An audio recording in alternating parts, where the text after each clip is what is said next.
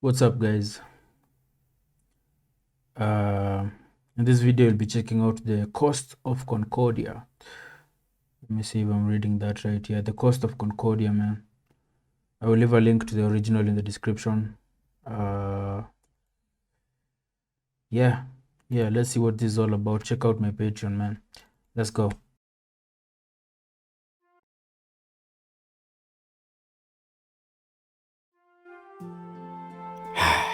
The Costa Concordia, ship of dreams. It's been 8 years. I can still smell the buffets from their 5 restaurants. The casino and 3-story theater had hardly been used. The gym, the day spa, the sheets in her 1,500 luxurious cabins. This is the face of the guy from the guy who became a meme for smiling while at the same time looking like he's crying, you know, like smiling but at the same time being really, really sad. You guys know what I'm talking about, man. Let's continue. Slept in. Costa Concordia cost $570 million to build.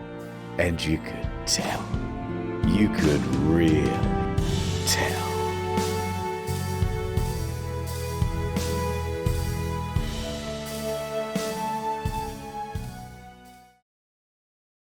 The Costa Concordia. I remember it like it was just a few years ago. We had left Civitavecchia, a port in Rome, and we were making our way to Savona. It was day 2 of our 7-day journey. But that ship, she was cursed. Oh my god. When she premiered, the traditional bottle of champagne bounced right off the side instead of smashing. A bad omen. But I'm not the superstitious type. Nothing could go wrong on Friday the 13th of January, 2012, On the 100th year anniversary of the Titanic, on a ship that's also only safety rated for 2-compartment flooding, especially not when you have a 5-star max-level captain like Francisco Scatino, a man who mysteriously rose from head of security to the position of captain within just a couple of years. he knows exactly what to do in case of an emergency. For example, when he caused this emergency in 2008 when he crashed into a port in Sicily, and in 2010 in Warnemünde, Germany, when he was steering a different ship and came into port too fast and caused another collision. I've got a good feeling about this. So let's set the scene. It's a beautiful evening. People are having fun on the slides, drinks at the bar. Antonio Magnotta is playing piano at the restaurant. Martin the Magician is setting up for his show. And the ship is setting up for a little detour. It's called a sail-by salute. Basically, you get real close to the shore and honk the horn. The locals hate it, but the customers love it, and it's a tradition. Scatino, the captain, comes into the dining hall with a lady, Dominica Samorton. Remember this face because you'll be seeing a lot of it later. Scatino eats his dinner with her and socializes for a little while. Then he, Dominica, and the maitre d' finish up and excuse themselves. They're heading to the bridge. It's time for that sail-by salute. This time, they're going to get closer than ever. Just 1,500 feet from the island of Giglio. And how are they going to determine this distance? Well, of course, the captain is going to eyeball it. Apparently it's not an uncommon thing to do. Scatino turns to the fella steering, his helmsman, Jacob Ruslibin. First interesting tidbit. Costa Crociere has hired Jacob from Indonesia at a rock-bottom price, and he's a bit of a newbie to the job. In fact, his profession hitherto, a painter and a cleaner. It's his first time steering a massive ship, and he's very excited. At least, we think he is. It's hard to tell because he doesn't speak English or Italian very well at all. Off to a good start. The second-in-command orders the helmsman to 290. Now, don't be confused by these numbers, they're just the degrees on a compass. At the same time, the captain whips out his cell phone and calls former captain Mario Palombo, who lives on the island. They chat about the safe distance to Giglio's shores. It's all very casual. Anyway, Mario says that the safe distance is between 0.3 and 0.4 miles from shore. The captain is going all in. This is not his first sail-by salute, so he's confident in what he's doing. We're going closer than we've ever been before. The captain's eyeballing it again. New heading of 300, he tells the helmsman. Downstairs, Martin is about to cut his assistant in half. And of course, that means that there's already a lady inside this box. She's waiting for the cue, and then she'll poke her legs out. The captain is giving more orders. Pulling gently to 310. Increase speed to 16 knots. Going this fast is going to be a fatal error. But before we talk about that, let's talk about another big problem. Language barrier. Because at this point, the captain says 325, but the helmsman relays 315.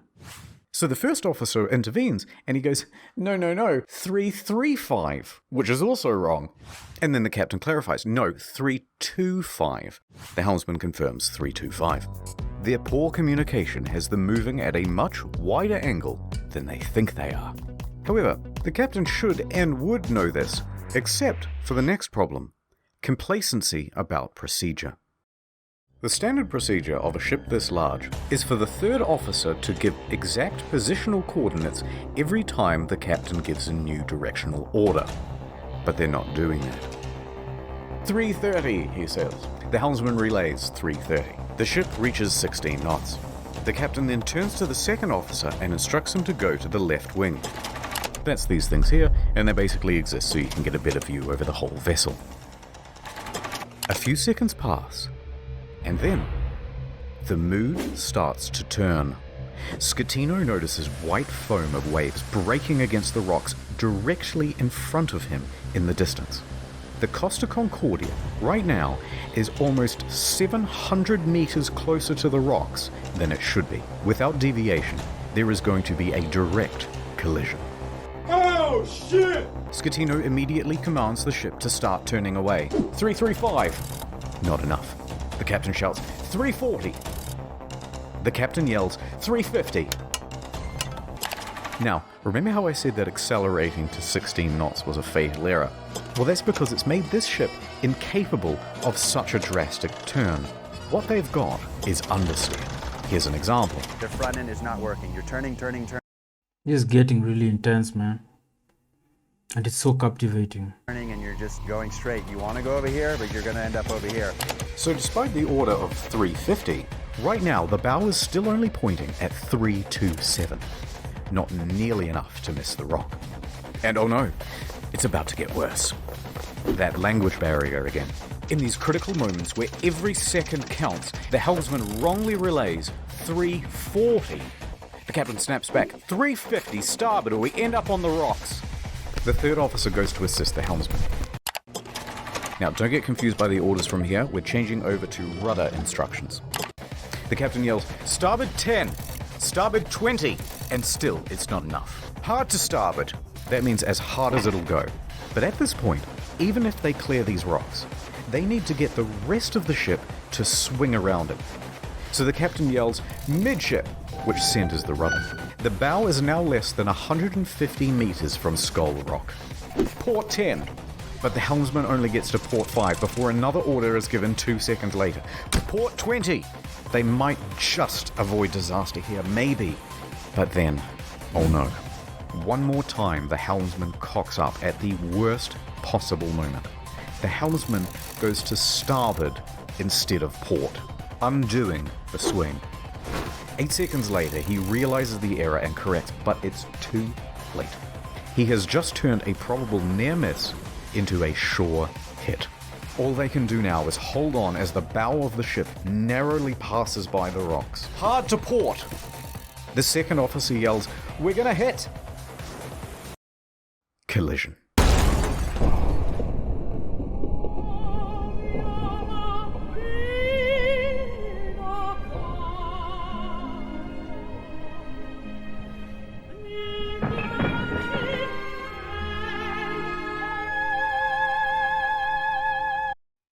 All because he wanted to do his waving thing. Like, that's the reason for the entire thing, right? Why they were going so close to the shore in the first place, because the guy wanted to do his waving thing, I guess.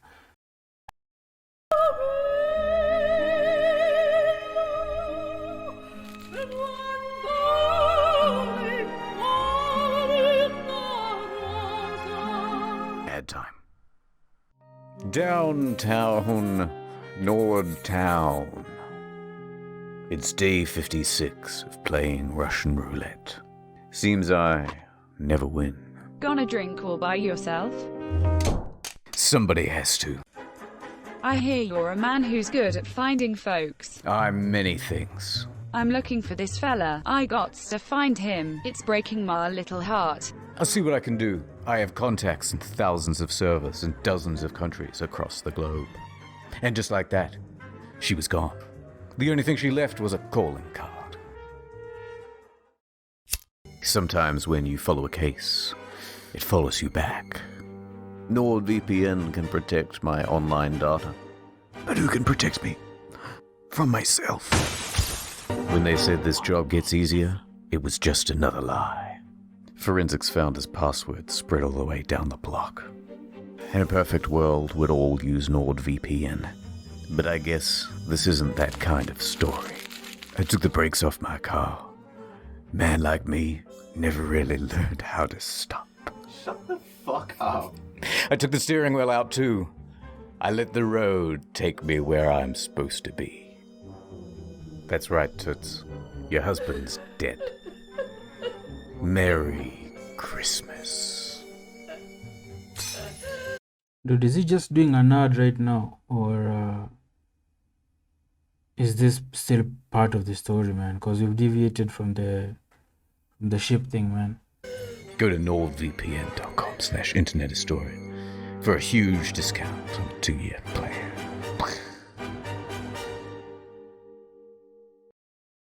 Ad over.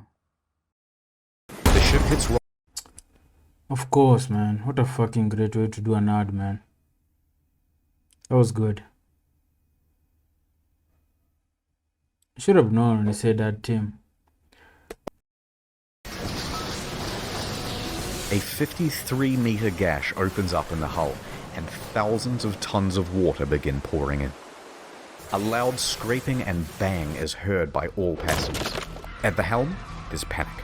Rumblings in the dining room. Martin awkwardly pauses his act as he's helping his assistant into the box. Meanwhile, the lady inside is trapped and terrified. There's confusion across the ship. All of the crew off shift come back on duty. All officers run to the bridge.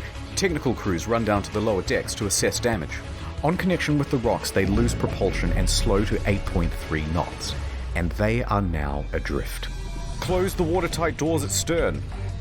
Enormous volumes of water are pouring in. So much so that within 29 seconds of collision, all 6 engines stop working through flooding. 22 seconds later, a blackout happens. Lights, electrics, the water pumps too, everything. The captain orders the helmsman hard starboard. This is the final position of the rudder before power to that too is lost. The Costa Concordia, now without power, is drifting starboard, plunged into absolute darkness. A quick breakdown of the flooding. When the Concordia struck land, it tore open 3 watertight compartments. At first, compartment 5, which filled very rapidly. Then 6 more slowly, 4 shortly after. Then 7, 8 and 3. Modern ships are built to withstand 2 compartment breaches. These compartments especially, though, are a problem because they contain the engines and the electrics. These main generators give power to the whole ship. From propulsion motors to rudder to hotel functions, pretty much everything.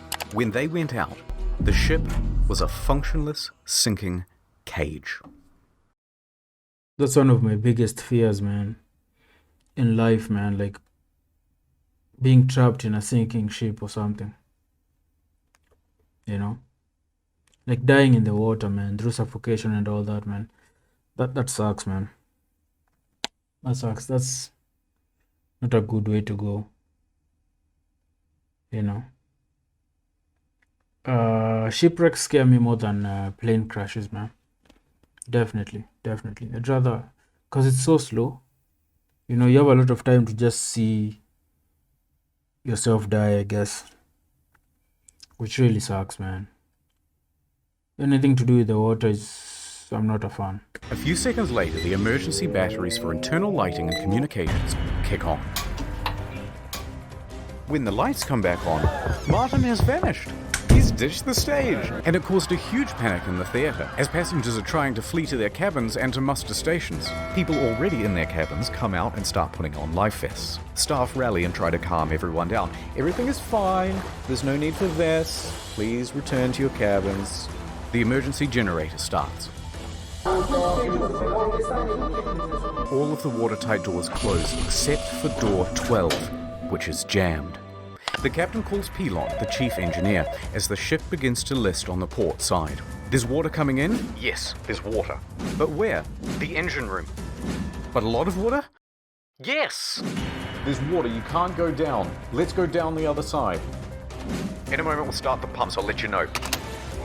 In the theatre, the whole magic box apparatus slides right off the stage and falls into the crowd, further increasing panic. On the bridge, an announcement is being prepared. They are going to lie to prevent a panic. Let's just say we have a blackout. The deputy chief engineer enters the engine control room. He confirms to the bridge that at least compartments 5, 6, and 7 are flooded. Announcements are made. The captain to inform you that due to an electrical fault, which is currently under control, we're currently in a blackout. Our technicians are working to resolve the situation and will inform you of developments as they occur. Thank you for your attention. Coincidentally, at the same time in the restaurant, they're playing My Heart Will Go On, and it's very much not helping the situation. The captain calls the Costa Crisis Unit. Roberto Ferrarini. He tells the crisis unit that they've hit a rock, that they're assessing damages, and that they are also in a blackout. The crisis office says to reverse the ship up onto shore. Well, how are you going to do that? You don't have power to the rudder, let alone the engine. Hoist the sails? Anyway, around this time, the wind direction creates a starboard list, and the ship begins to turn anyway, drifting right back towards the shore, which is a very good thing because you want the ship to end up as close to shore as possible. A panicked passenger senses that something is off. This isn't like any electrical problem that she's ever seen. Plus, there was a massive crashing noise and now the ship is tilting. So, she contacts her daughter in Italy. The daughter then calls the police. Me daughter. And the police call the harbour master. While that goes on, a conversation between Pilon and Ambrosio. The diesel is not starting. The captain asks the engine room, but where have we made contact? Thinking that the incoming water can be reduced. Captain. He keeps calling him the pilot. Is the person who operates a ship. Is that like a captain? Yeah? Keeps calling him pilot. It's throwing me off, man. Here, everything is lost. The diesel is not starting. The captain asks the engine room, but where have we made contact? I was wrong, man. I don't know where I was hearing. It's Pilon. Not pilot, Pilon. Thinking that the incoming water can be reduced. A conversation between Pilon and Ambrosio. The diesel is not starting. The captain asks the engine room, but where have we made contact? Thinking that the incoming water can be reduced. Captain, here everything is lost. The electrical panel, everything. They're saying at this point that the ship is going down. The captain calls Roberto Ferrarini again. Actually, 2 compartments have been flooded, but don't worry, the ship's stability isn't in danger. Wrong. Passengers begin going to muster stations on their own initiative. The cruise director says, "We have a lot of people at muster stations that I do not want to fall overboard. Do we make an announcement to tell them to go to the lounges?" Bozio says, "I think that's best." The harbour master from Livorno calls the ship. The captain tells them that we just have a blackout. How long has this blackout been going on? About 20 minutes. Have you asked passengers to put on life vests? It's just a blackout. I gotta go. The harbour master is suspicious. He says to his superiors that he thinks something more is going on. He calls a patrol boat to the area and asks them to look at the ship. Another problem. The fan on the emergency diesel generator isn't working properly. Pilon manually has to turn the thing on and off with a screwdriver so that it doesn't overheat and cause a fire. The captain is on the phone to the lower decks asking pointless questions like, "Is it still flooded?" Yes. Yes, it is. So that it doesn't overheat and cause a fire. The captain is on the phone to the lower decks asking pointless questions like, "Is it still flooded?" Yes. Yes, it is. The captain is essentially in denial of the situation. The harbour master calls again. Finally, he says, "The ship is taking on water through an opening in the left side and the ship is listing." He qualifies with, "No one dead or injured." The harbour master asks if he needs help. Just a tugboat? When in reality, they need a full rescue. With 3 compartments flooded, the captain finally realizes that things are really bad, and they are not going to improve. The Coast Guard orders every available ship to the scene. Meanwhile, up with the passengers, the cruise director's assistant says, everything's under control. Please return to your cabins or hang about in the lounges, no problem. She said this despite knowing it was wrong and that it further endangered lives. Most passengers at this point, though, aren't listening to this nonsense, and they're busy figuring out how to abandon ship. Bang, bang, bang, bang, bang, bang, bang. Local television has already picked up the story, and they begin broadcasting live radio feed from the bridge. Hey, Capo. Captain, the passengers are going on board the boats. Okay, let them go to shore. So then general emergency? Wait, let me talk to Ferrarini. We risk the emergency generators that do not have cooling. It has cooling problems, 100 degrees. The cooling fan has stopped. Pilon calls the bridge and tells the safety officer they need to evacuate. The safety officer relays this to the captain, but after no response, he orders the engine room to evacuate on his own. The captain says, "No, stay. We're leaving." So what do? General emergency?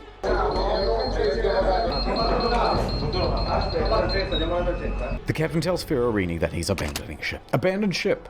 Another announcement is made. Ladies and gentlemen, your attention please. The situation is under control. Please remain calm. But at this time, proceed to your muster station. Yo, did this actually happen? The Concordia thing. I'm curious, man, because he's using actual footage here. Not to say that it's from this Concordia thing. It could be footage from anything, but I'm just curious if the Concordia thing actually happened, man. Let me know if you know. On deck 4. The Livorno Coast Guard calls again. The captain declares distress. The Coast Guard officially calls for rescue operations. They contact Pietro Mille, the helicopter base commander, who then calls in every available pilot as he rushes down to the helicopter base. Pilon shuts down the emergency generator for the final time. The first rescue vessel arrives. By this point, the lifeboats are already going. Luckily, the ship is very close to shore. Oh, perhaps too close to shore. The ship forcefully runs aground, creating an uneven center of gravity, and it begins heavily listing starboard. The captain issues a general emergency on board. The announcement to abandon ship is final. What does he keep saying? Starboard. Starboard. I'm not catching what he's actually saying. It's just the word sounds funny to me. It starts listing starboard. Runs aground, creating an uneven center of gravity, and it begins heavily listing starboard. The captain issues a general emergency on board. The announcement to abandon ship is finally called and alarms ring out, and with that comes panic. And now that they're listing, with many of the lifeboats too awkwardly positioned to enter the water, there aren't enough readily available, and they have to start going back and forth to the shore, picking people up and dropping them off. The patrol boats report to the Livorno harbour master that the ship has run aground and is listing heavily. So the harbour master asks the captain about it, and the captain says, no, the ship is still floating. In fact, we're trying to maneuver it onto the shore. They know he's lying. Hold on, I'm reversing it. Why is the captain lying in this situation, man? I don't understand. Just tell the truth, let people get help, man. He's so in denial, man. The captain then says to bottom out the starboard anchor. So they drop out the anchors, but let out too much chain, effectively rendering them useless. The deputy mayor of Giglio, Mario Pellegrini, and tobacco shop owner Giovanni Rossi arrive at the harbour. They watch the scene unfold. As the first of the lifeboats arrive on shore, the deputy mayor takes the initiative and races to board one of the lifeboats, returning to the ship, and starts trying to find someone in charge. He gives up and starts helping passengers. Schettino tells everyone to leave and take radios, but not before changing out of his uniform and into a nice suit. Priorities. Dimitri Christidis and Silvia Coronica leave with him. The maitre d' and Sir Morton both get out of there. By this point, approximately 300 people are still on the ship. Mille reaches the helicopter base. The first helicopter, a slow-moving Augusta Bell, was already rising from the tarmac for the hour-long flight south. Bozio is the last crew member left on the bridge, coordinating evacuation. He then leaves to help passengers board lifeboats. The bridge is now abandoned. And then, the ship's black box stops working. Apparently there were technical problems with it. That means, from here, things are going to get a little foggy in detail. A while later, rescue helicopters arrive, but they're struggling to find the... What does a black box do? I've heard that term used many times in movies, but I've never known what a black box actually does. I think it's like I was watching an episode of Homeland a while ago, and there was a helicopter crash, and they wanted to find the black box in order to find out what happened. So I'm guessing the black box somehow records events or records what happens, man. Somehow. I don't know. I remember something like that, man. The black box. Let's go. expecting it to still be well above water. Things are going to get a little foggy in detail. A while later, rescue helicopters arrive, but they're struggling to find the ship because they're expecting it to still be well above water. Passengers are scaling down the port side by ladder as lifeboats return to pick them up. This is no joke. Oh my goodness. It was no joke, mi amor. Yo, you see, this is what I'm talking about. Actual fucking footage, man. So did this actually happen, or this is just footage from something else?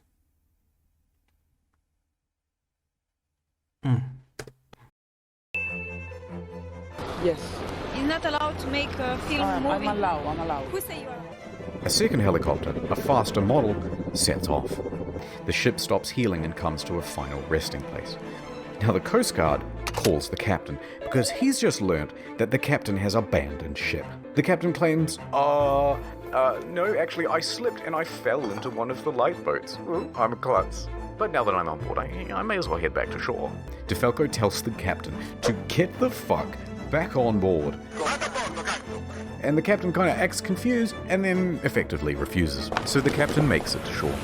From here, we only have mainstream news reports to rely on, so it's not going to be super accurate. But they say that Giglio's police chief then finds 110 survivors on the rocks at Point Gabbianara. And among them is the captain. It's not known whether the captain helped anyone while he was there, and in fact, the police chief claimed that he just sat on the rocks and watched other people do the rescuing. A while later, a rescue boat picks up the captain and takes him to the harbour. He speaks to the police. He then finds the ship's onboard chaplain, Father Rafael Molina, and cries to him for about 15 minutes. Then he goes to the harbour master's office to speak to the police that he just sat on the rocks and watched other people do the rescuing. A while later, a rescue boat picks up the captain and takes him to the harbour. He speaks to the police. He then finds the ship's onboard chaplain, Father Rafael Molina, and cries to him for about 15 minutes. Then he goes to the harbour master's office to receive probably the biggest dressing down of his entire life. Port authorities ask the taxi driver to take the captain back to his hotel.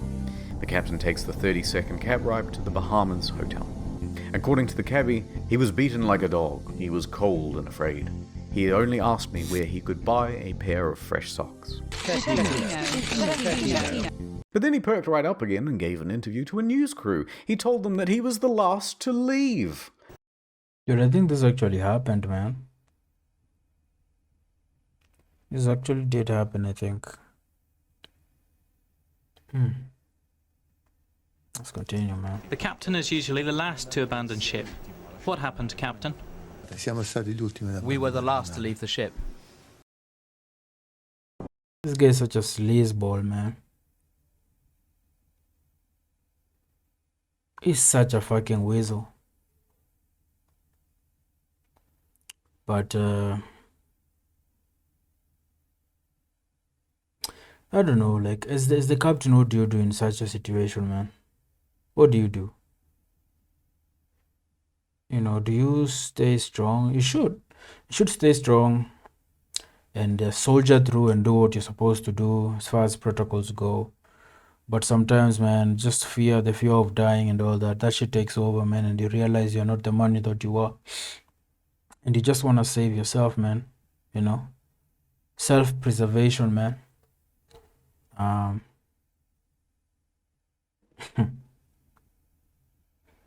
in the beginning, when they were introducing the captain, they said they listed a few of his mistakes. You know, a few instances where he really fucked up, and I'm just wondering why someone that incompetent was operating this ship in the first place. You know, someone really dropped the ball there by letting this guy captain this ship, man. You know, he should have known better, man. He should have looked at his track record and all that. This is such a good video, man. It's so well made. The style of animation is so good. The storytelling is so good. The voice, the narration is so good. It's a fucking amazing video, man.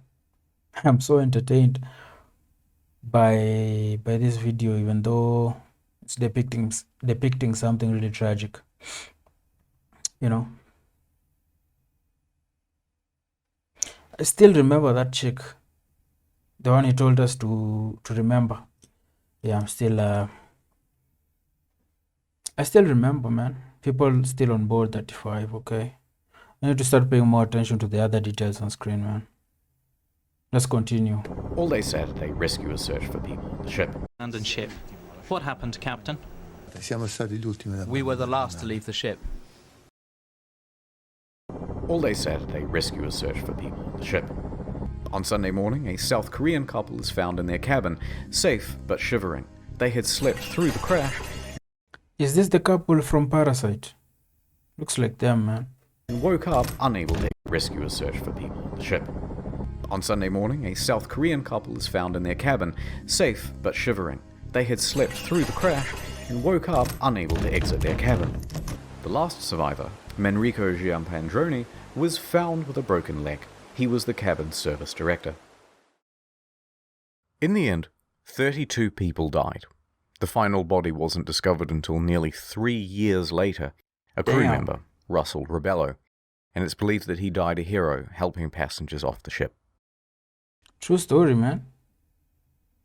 When he said that 2 survivors, I remember I do remember hearing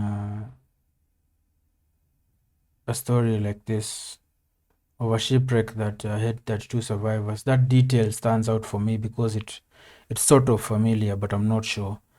Don't tell me this has been the Titanic the entire time and I don't know. I don't know though. I don't think it is. The Costa Concordia was the largest cruise ship disaster since the Titanic. And then there's the ship. This is what happens to a 110,000-ton cruise liner when it's left half rolled over in the ocean.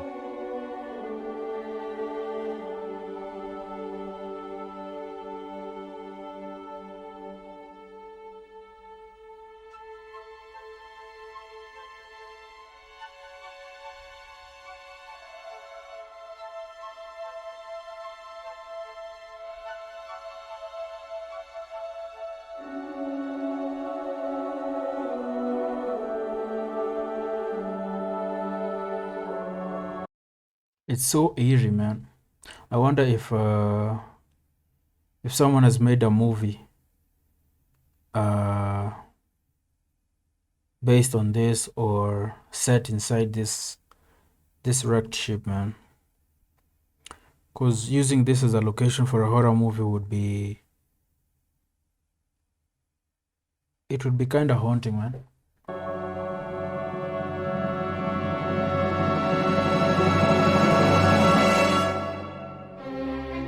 But this isn't the end.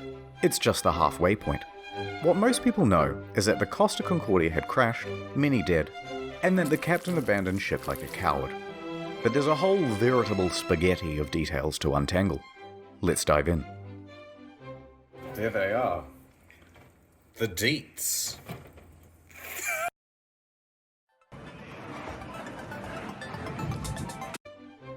There they are. The deets.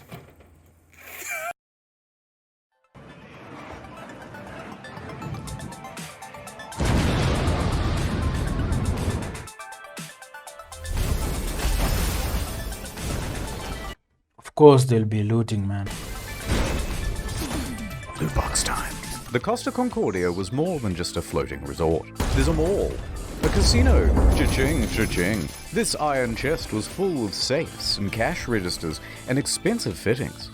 And there were plenty of gamers prepared to sneak by authorities and try their luck in the hot zone. Within days, police divers reported that valuable items, once seen lying around the ship, were now missing. High-end liquor, expensive furniture, dining sets, cash from the casino, cash registers, jewelry and display cabinets, safes, Japanese woodblock prints by famous 18th century artists, as well as the iconic bell, which hung from the bridge of the ship. It was never found. Who steals a big fuck-off bell? Even the server admins were getting involved. 4 divers who were part of the company contracted to refloat the Concordia were spotted on CCTV, sneaking off bell. Even the server admins were getting involved. 4 divers who were part of the company contracted to refloat the Concordia were spotted on CCTV, sneaking out to the ship. A patrol boat was dispatched, and the men were caught inside the fancy suites with rucksacks full of stolen goods. The 4 men are charged with stealing and thieving and pinching. Later on, stolen as well as legitimate items found their way to Amazon and eBay. Chips from the casino, postcards, and cabin access cards became highly sought after souvenirs. It even has a watermark. Some Australian guy even made a listing for the ship itself, advertising it as buyer to collect. And although there were plenty of bidders, eBay pulled the plug.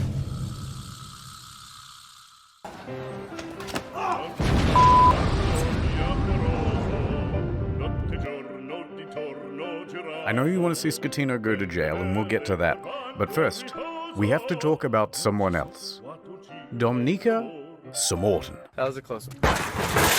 There was speculation that she was on the bridge that evening because she was the captain's mistress.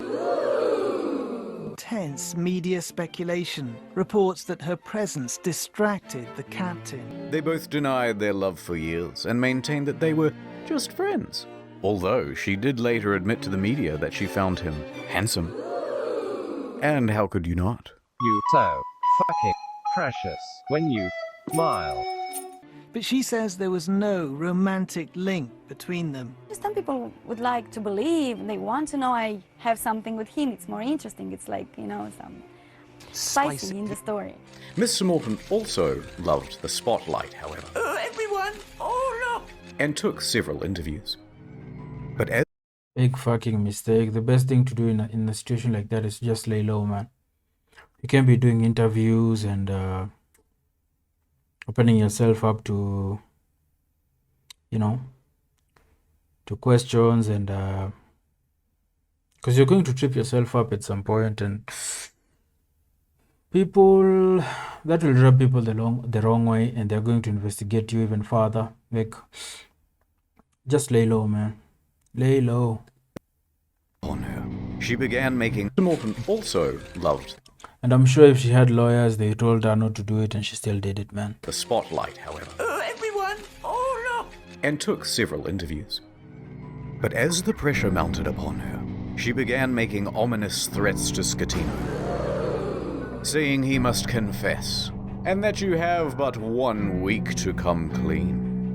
But things from here get weird. Spicy. Samorton is a bit of a wild card. In a subsequent interview, she claimed a helicopter came to the ship well before the other rescue craft to take away a package. Huh? And what was that package? Drugs, apparently. So rumors began that the ship to take away a package. Huh? And what was that package? Drugs, apparently. So rumors began that the ship was running narcotics for the mafia. And not without cause. A number of cruise ships, even recently, have been caught trafficking drugs. As an aside, Scatino was tested for drugs immediately after the crash. He tested negative for drugs in his system, but trace amounts of cocaine were found in a hair sample. Makes it smoother and less dry. Nonetheless, the Concordia was searched and no drugs were reportedly ever found. How did we get here? Oh right, a helicopter. Samorton commented on it again the next day and said, "Actually, That helicopter was just for the captain as a means of evacuation from the ship. Okay, wait. So she expected to get some sort of first-class rescue while everyone else was still stuck on the ship? Wait, how did we get here? Oh, right, sex with the captain. Divers were quick to head to the captain's cabin where they found Miss Sir Morton's lingerie and other articles of clothing as well as a makeup bag. The jig was up, but they continued denying it. Sir Morton mostly faded from international attention until she was told to appear before the court to present witness testimony. The judge pressed her to be truthful about their relationship, or she would be held in contempt. Either tell me the truth or shut up. So finally, she admitted it. Yes, I had a sentimental relationship with the captain. Stop. But now, stop asking about my private life. She was indeed the captain's lover. What is up, Trouble Alert Nation? Scatino cheated on his wife with C. Morton. Oh my god! She and Scatino had been having an affair for several weeks. She also said that on the night she boarded, she didn't have a ticket. Ticket, please. And didn't need to pay because nobody questions you when you're the captain's lover. Naturally, she gave another confusing interview after leaving court. I want to say that today is the second time I die because the first time I died in the night of the crash with my psychological brain and problems. And today I died the second time because, of course, people find out something that I try to hide. Subsequent to the trial, she used her fame in Moldova to become a political activist, often appearing on television and radio and in articles covering protests, accompanied by pictures of her being arrested by police.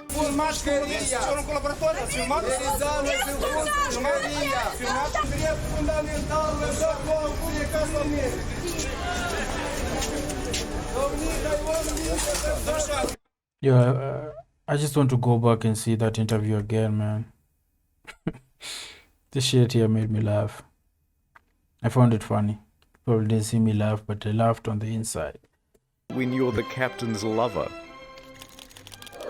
Naturally, she gave another confusing interview after leaving court. I want to say that today is the second time I die because the first time I died in the night of the crash with my psychological brain and problems. And today I died the second time because, of course, people find out something that I, with my psychological brain. Another confusing interview after leaving court. I want to say that today is the second time I die because the first time I died in the night of the crash with my psychological brain and problems. And today I died the second time because, of course, people find out something that I try to hide. Subsequent to the trial, she used her fame in Moldova to become a political activist, often appearing on television and radio and in articles covering protests, accompanied by pictures of her being arrested by police.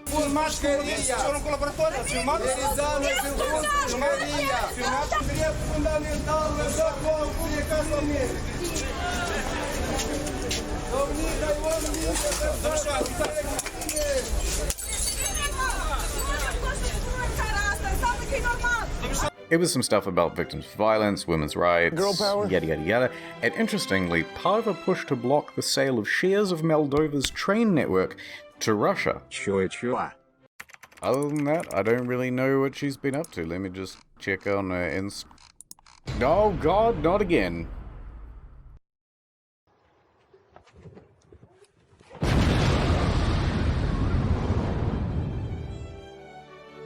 Several civil suits were quickly lodged against Costa Crociere, and their parent company, Carnival Cruises, immediately saw a share drop of 23%.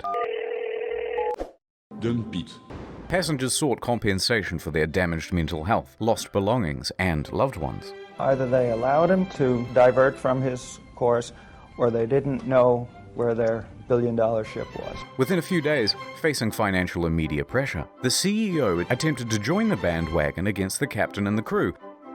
That was not the ordinary route that the ship was taking at the time, and was not only taking, but the time. Wanted to do his wave, man.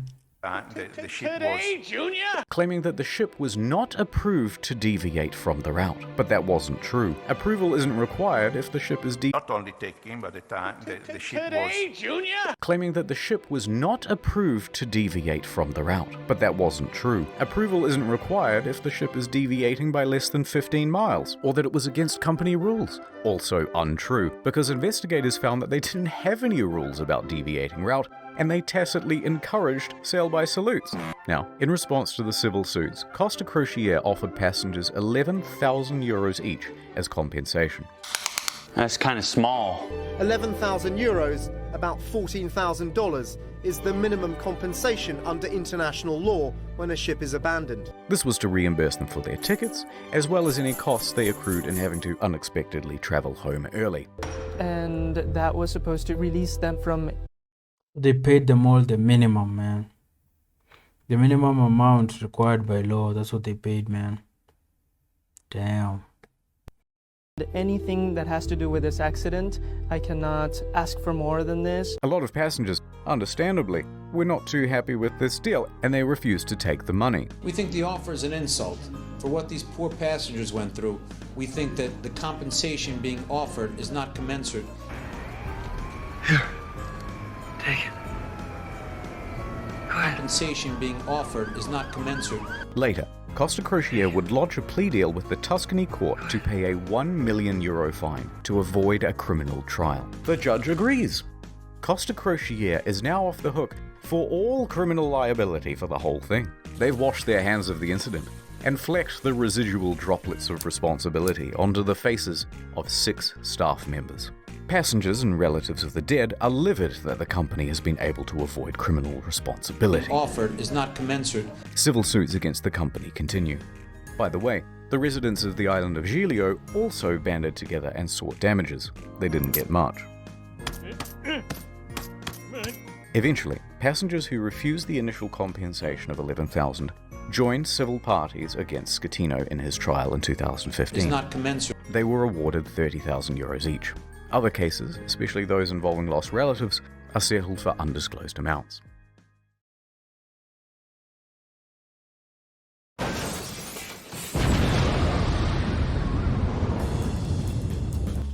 New York attorney Peter Renee traveled to Budapest to represent 6 real survivors of the disaster. At Renee & Renee, we personally work on every case. And we'll work harder than anyone to get you the most money possible in the shortest amount of time. And while on the job, a 7th case cropped up via email. An elderly woman, Alona, said, "Help me, Mr. Ronai, for I have lost my daughter, Eva, and my 5-year-old granddaughter, Roxana."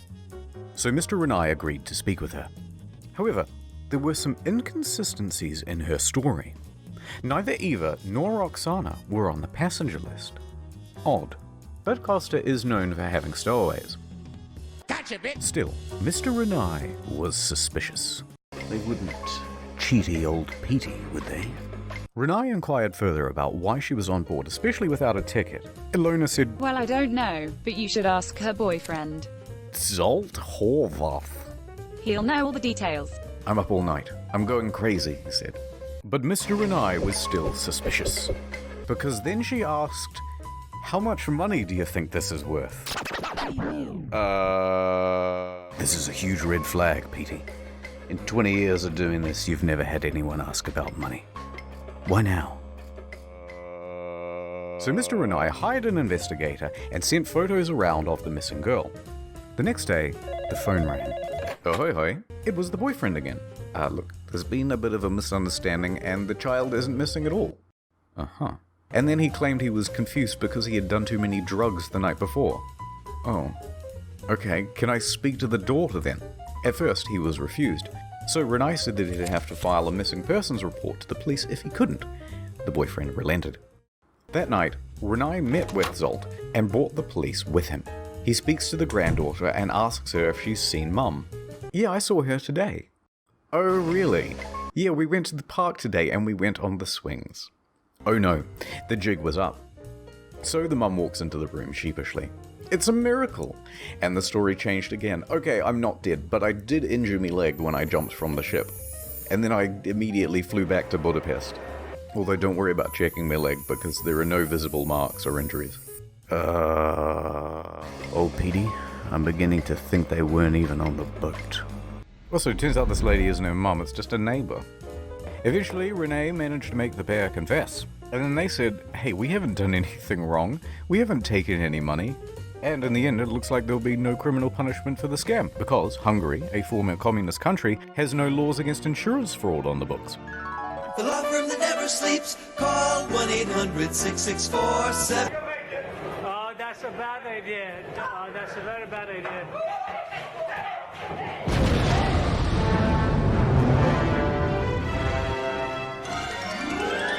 Mario, would you teach me some Italian? Oh, of course! Means get back on board for fuck's sake. Okay, thanks. Gregorio De Falco, the naval officer who shouted at Schettino to means get back on board for fuck's sake. Okay, thanks. Gregorio De Falco, the naval officer who shouted at Schettino to vada a bordo caso, became a bit of a national hero overnight in Italy. He, like the rest of the world, expected Schettino to go down with the ship.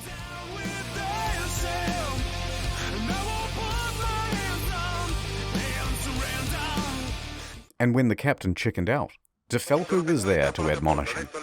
And when he stopped answering the radio, he called him on his cell phone to continue putting him on blast. When the captain first reported just a blackout, De Falco didn't believe the story and immediately began preparing a rescue effort, which likely saved several lives. His actions were applauded by most Italians who were tired of their public servants being corrupt and avoiding responsibility. Accordingly, shirts sporting Vada a bordo caso were being printed by the end of the week, others setting it as their phone's ringtone. But then, in September 2014, without warning, De Falco was transferred to an admin role in the Coast Guard. Hear what I said? He'd been demoted. De Falco said that he had been passed up for promotion, that he had also not been told which admin office he was even being transferred to, and that it all effectively cancelled 10 years of his career.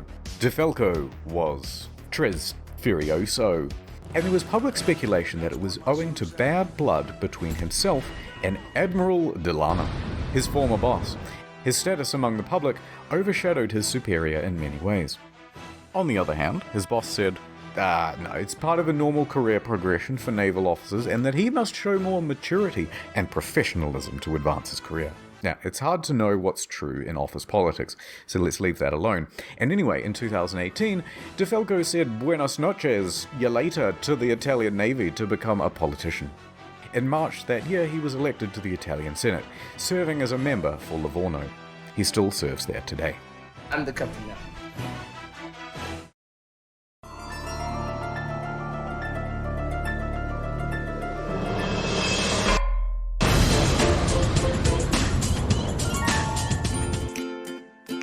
The day after the disaster, Schettino was taken into custody by police and underwent questioning.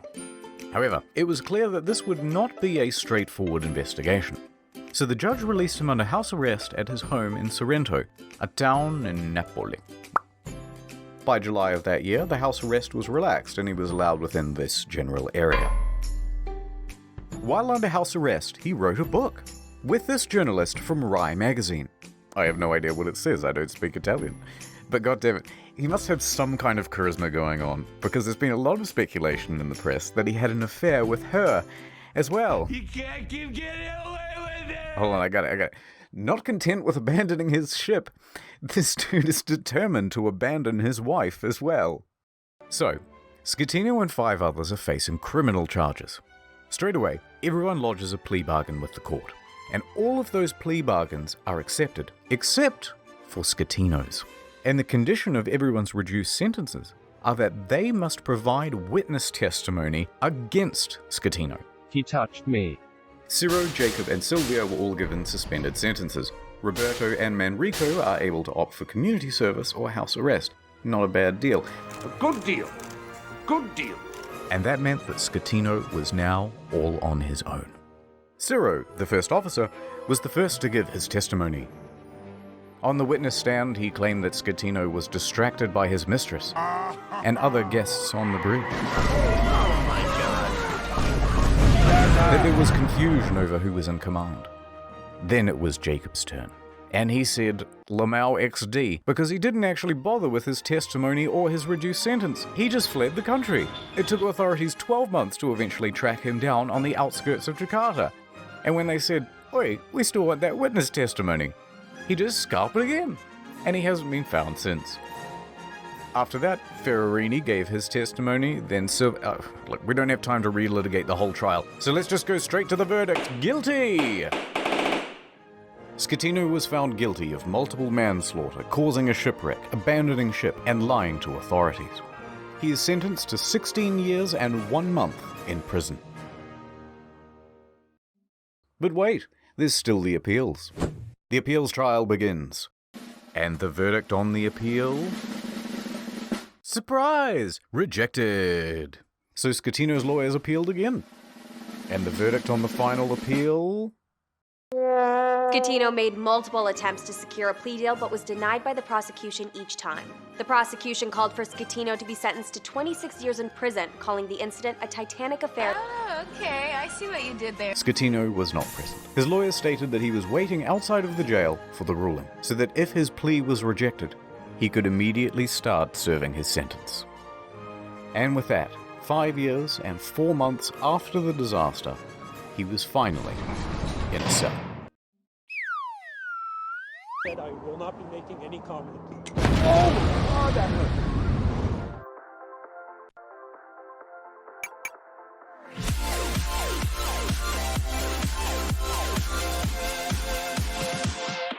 The salvage operation was enormous. It took over 2 years and cost an estimated $1.2 billion.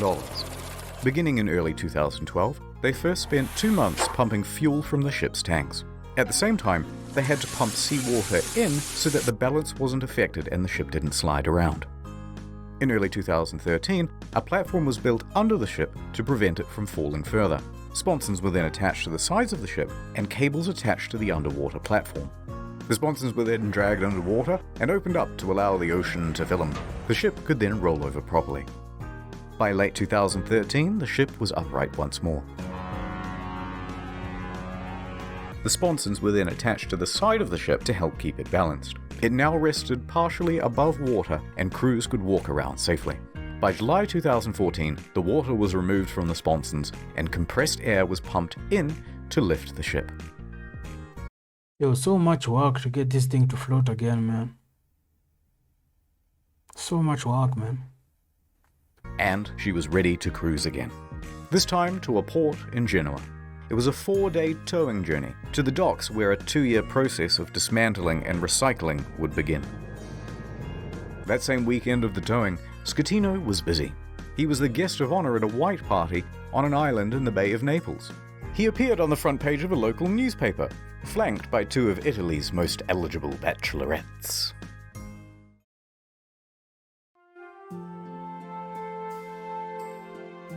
Anyway, so these are the things that I remember from the Costa Concordia. That sweet maiden of the sea. And as for you, little fella,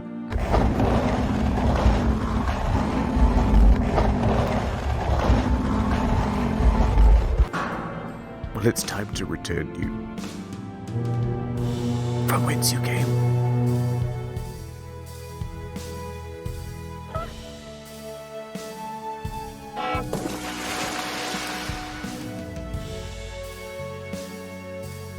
Six quick things. 1. NordVPN, good product, check them out. Number 2, there's a new video on the second channel. You probably didn't see it because it was temporarily restricted. Now it's not. Enjoy.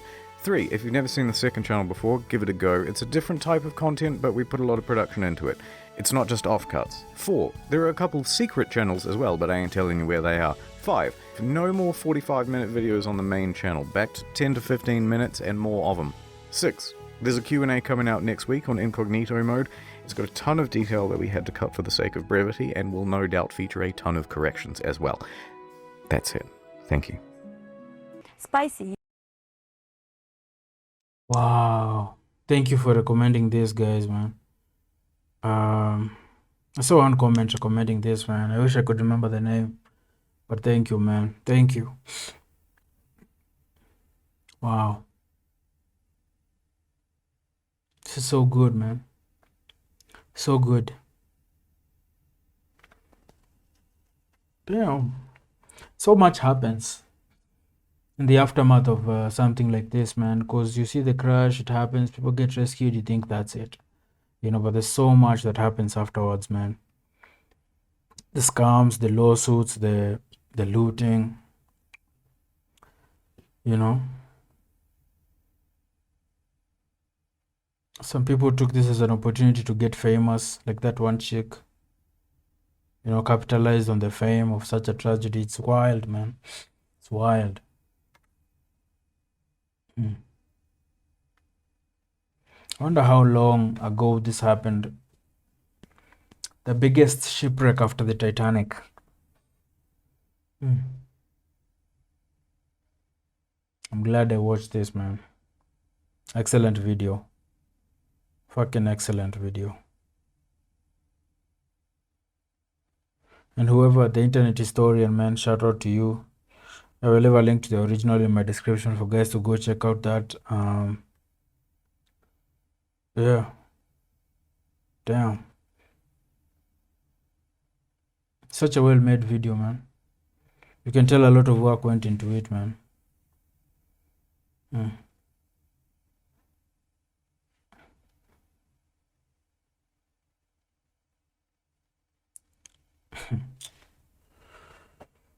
Oof. I feel like this is an internet gem. On the internet, on YouTube, you know, millions of videos, man. Millions of videos. But some videos are legit gems, man, and I think this is one of them. This is a legit gem. You know. The story sounds familiar to me. Now that I've seen everything, it sounds really familiar to me. Like I've seen it in a video, like a top 10 shipwrecks of all time, or top 10 tragic or accidents of all time, something like that, man. Yeah. The coast of Concordia.